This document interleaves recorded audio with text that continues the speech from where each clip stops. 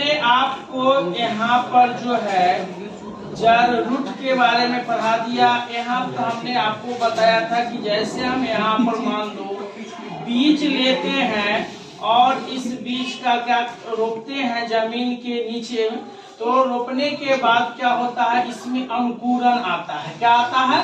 अंकुरन आता है। तो इस अंकुरन को यानी बीज के भ्रूण से क्या होता है, अंकुरन बनता है। तो अंकुरन से जो ऊपर में जमीन के ऊपर में जो पार्ट निकलेगा उसको हम लोग प्रांकुर बोलते हैं। क्या बोलते हैं? प्रांकुर। इसका इंग्लिश होता है प्लम्यूल होता है। क्या होता है? प्लम्यूल होता है।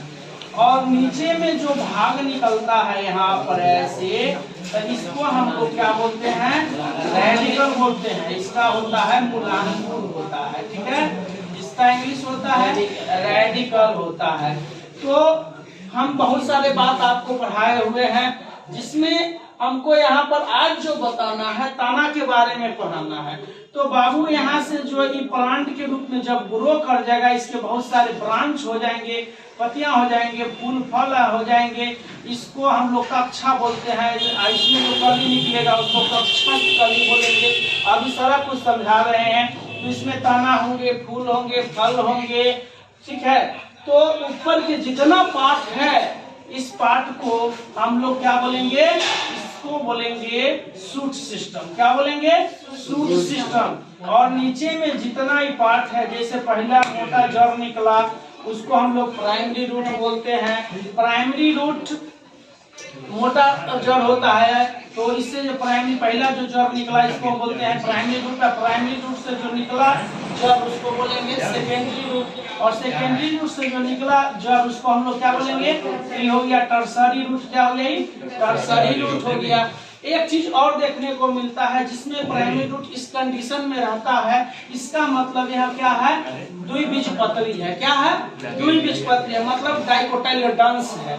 लेकिन प्राइमरी रूट जब किसी में जब बताते हैं, प्राइमरी रूट जब मोटा से पतला हो जाए और बहुत सारे जड़ इसमें रेशम के तरह निकले, बहुत सारे जड़ निकले इस तरह, तो इसको हम बोलेंगे फाइब्रस रूट या झाकड़ा जड़ बोलेंगे। ठीक है, इधर देखो। और इस रूट जो है मोनोकोटाइलेडन्स में होगा। दैट मींस एक बीजपत्री में होगा। तो जड़ों के आधार पर हम पकड़ सकते हैं कि कौन एक बीजपत्री है और कौन द्विबीजपत्री है। तो समझ गए, ऊपर के पूरा सिस्टम क्या कहलाएगा? Shoot system. नीचे के पूरा सिस्टम क्या कहलाएगा? Root system. शूट सिस्टम क्या चीज से बना है? प्लम्यूल से। रूट सिस्टम क्या चीज से बना है? रेडिकल से बना है। ठीक है, अब देखिए तना। अब आते हैं यहाँ पर, ये जो पार्ट निकला, ये जो पार्ट निकला इसको हम लोग बोलेंगे तना। तना अब तना पौधा के मुख्य अक्ष का वह भाग जो गुरुत्वाकर्षण की ओर, तो गुरुत्वाकर्षण की ओर कौन डेवलप कर रहा है? जड़। आप गुरुत्वाकर्षण के हम विपरीत कह देते हैं, इसका जो है डेवलपमेंट कहाँ होगा? ऊपर होगा। तो गुरुत्वाकर्षण के विपरीत दिशा, तो विपरीत दिशा में ना, ये उल्टा गुरुत्वाकर्षण का दिशा क्या है? यह, लेकिन इसके उल्टा दिशा में क्या कर रहा है? ग्रो कर रहा है, यानी प्रकाश की ओर ग्रो कर रहा है। तो यह क्या हो गया? तना होगा। इसका मतलब क्या हो गया? यह प्रकाशानुवर्तन को दर्शाता है, प्रकाश की ओर गति करता है, यानी दैट मींस प्रकाशानुवर्तन। तो यहाँ पर देखिए क्या हो गया? पौधा का मुख्य अक्ष का वह भाग जो गुरुत्वाकर्षण के विपरीत यानी भूमि के ऊपर प्रकाश की ओर बढ़ता है, उसे हम लोग क्या कहते हैं? तना। तना क्या है? तो प्रकाशानुवर्तन का उदाहरण। तना क्या है? प्रकाशानुवर्तन का उदाहरण है। जड़ क्या है? तो गुरुत्वाकर्षण के गुरुत्वानुवर्तन का उदाहरण है। समझ में आ रहा है? कोई प्रॉब्लम हो बोलिए, कोई दिक्कत नहीं, बोल सकते हैं। आप देखिए यहाँ पर क्या है? भ्रूण के प्रांकुर, ठीक है, भाग से परारोह का निर्माण होता है। भ्रूण के प्रांकुर भाग से यानी परारोह, जो हम पहला बोले थे, वही शूट का निर्माण होता है। तने पर पर्व, पर्व को आप गांठ बोल सकते हैं, नोड बोल सकते हैं। और पर्व संधियां को हम लोग पोरिया भी बोल सकते हैं, पोरी। ठीक है, यह इंटरनोड होती है। बर्मेनी में समझाए थे, इसमें भी हम समझाए थे। पर्व संधि पर पत्तियां विकसित होती हैं। पत्तियां कहाँ विकसित होती हैं? पर्व संधि पर। बताए थे, यहाँ से जो बड सब निकलता है, यहाँ से जो बड निकलेगा, इसी से क्या बनेगी? पत्तियां बनेगी। ठीक है, कक्षस्थ कलिका, यानी कि जो कक्षस्थ कलिका देखिए, यानी कि ऐसे जो है और ऐसे ही निकल गया तो इस पार्ट को हम लोग कक्षा बोलते हैं। क्या बोलते हैं? कक्षा। इसमें जो कहते हैं बॉर्डर निकलेगा बर्डिस्कली, तो इसी को हम लोग कहेंगे कक्षस्थ कलिका। यानी कक्षा में पाए जाने वाले कलिका को हम लोग कक्षस्थ कलिका कहते हैं। बात समझ में आ गया? मुख्य तना से जो ब्रांच निकलती है, ब्रांच में जो यहाँ पर कोण बनता है, झुकाव होता है, यहाँ से जो नई कली निकलता है उसको हम लोग कक्षस्थ कलिका कहेंगे।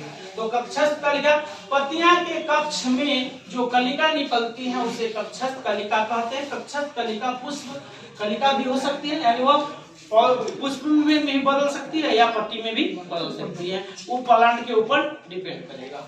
ठीक है। अब हो गया अंतस्थ कलिका। तने के ऊपरी सिरे या शीर्ष पर पाई जाने वाली कलिका को अंतस्थ कलिका कहते हैं। स्वभाव के आधार पर तना का वर्गीकरण 3 भागों में किया गया है, शाकीय, काष्ठीय। काष्ठीय में झाड़ी भी आ जाएगा और वृक्ष आ जाएगा। शाकीय तो जो कोमल क्या हो, जो कोमल हो उसे हम लोग क्या कहेंगे? शाकीय। यानी ताना भी शाकीय, काष्ठीय और वृक्ष बोला होता है। यह कोमल और हरा होता है, यह 1 वर्षीय होता है। शाकीय का सबसे अच्छा उदाहरण क्या है? डेफिनेशन, जो 1 वर्षीय हो, जिसका लाइफ टाइम कितना उसका 1 ईयर हो लग, तो इसमें क्या आता है? जैसे बाजरा की। काष्ठीय, इसकी तना मजबूत एवं भूरी छाल से ढकी रहती है, इसको हम लोग काष्ठीय बोलते हैं। झाड़िए तो जिसके तना भूमि के ऊपर निकलता हो और उससे अनेक तना निकलता हो उसे क्या कहते हैं? काष्ठीय।